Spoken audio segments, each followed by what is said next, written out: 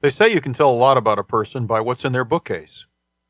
I have no idea who said that, but it sounds intelligent. Anyway, let's start up here, where you can see some old books guarded by a bobblehead doll of Dwight Schrute. That should give you an inkling of what you're in for. Jonathan Edwards is a hero of mine. I've read quite a bit about his life and even produced a documentary years ago for television. He was at the center of the Great Awakening that changed our country and influenced the United States Constitution. Bonhoeffer, Lloyd Jones, Matthew Henry, and C.S. Lewis are all up there too. Great servants of God. To the top on the right is my second published book, Titanic Warning, in its original cover. You can see a copy of the newspaper that came out the day that it sank. I'm somewhat of a Titanic fanatic, and this book, like most of what I write, is about church leadership. Moving to the next row is a picture someone snapped a couple of years back of my wife Patty and I. She hates being photographed, but she sure photographs well. The other picture is of the late Jack Kastner, a close friend of mine 30 years ago. That picture has a long and funny story attached to it that, frankly, I just don't have time to tell. The Quills come from Boston, where Patty and I spent our 30th anniversary, compliments of our congregation. We both are fascinated by colonial everything, so Boston was the right place. This little gem was on my father's bookcase when he died. It is the Phoenix Building in downtown Hartford, Connecticut, also known as the Boat Building. Why, I don't know. He designed the cafeteria in this building, and I worked a couple of summers in the kitchen as a teenager. Continuing in the second row are more books, which is appropriate since it is a bookcase. The books are from several authors sharing various viewpoints. If you're able to determine what I believe by the time this video is over, please let me know. One thing you'll discover about me is that I enjoy reading varying points of view. In the center of the second row is the most recent edition. It's an award given to me months ago for my devotion to Adobe that I use to flavor just about everything but cereal. It also gives you a glimpse into the kind of folks that attend the church I now pastor. Row number 3 starts with more books. The white one with the tape over it is The Spiritual Man by Watchman Nee. It probably influenced my spiritual development more than any other book. Other books are there, such as The Slight Edge, Futureville, and one of my favorites, Vision by the late John Carr. All have played a significant role in transforming my thinking and approach to Christ.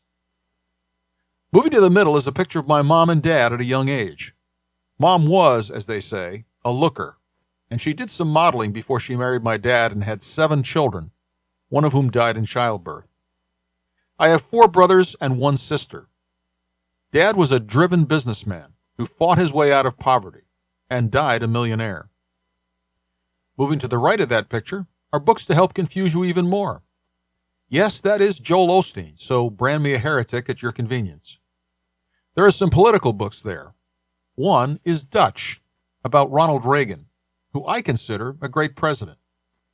His bravery and actions ultimately broke up the USSR and ended the Cold War. Rumsfeld is another controversial one.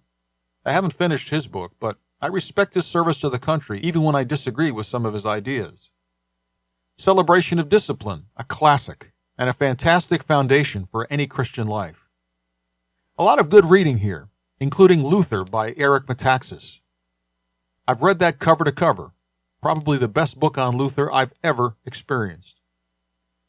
Bottom shelf, various things. My Catholic high school yearbook, a cassette tape series by John Carr on Barnabas, and I still have a cassette player in my closet.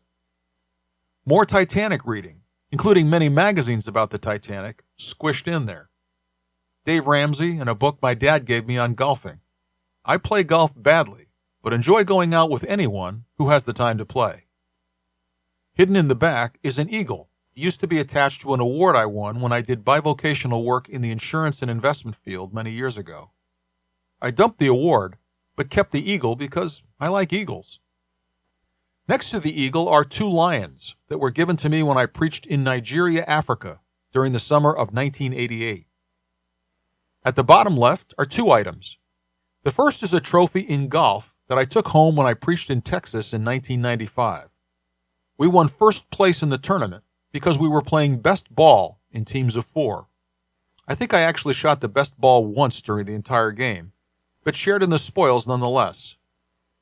In the back is a new gift that I received from Zimbabwe. It is similar to a mortar and pestle that pharmacists use to make medications. Only in Zimbabwe they use an enlarged version to crush grain or seed into powder and make loaves of bread and various things. Finally, this giraffe sculpture was also given to me in Zimbabwe just a few months ago, after speaking at their annual conference. That was my 3rd trip, and I'm actively involved in building well systems in that impoverished country. Well, that's about it. Now you know, perhaps a little more, about me.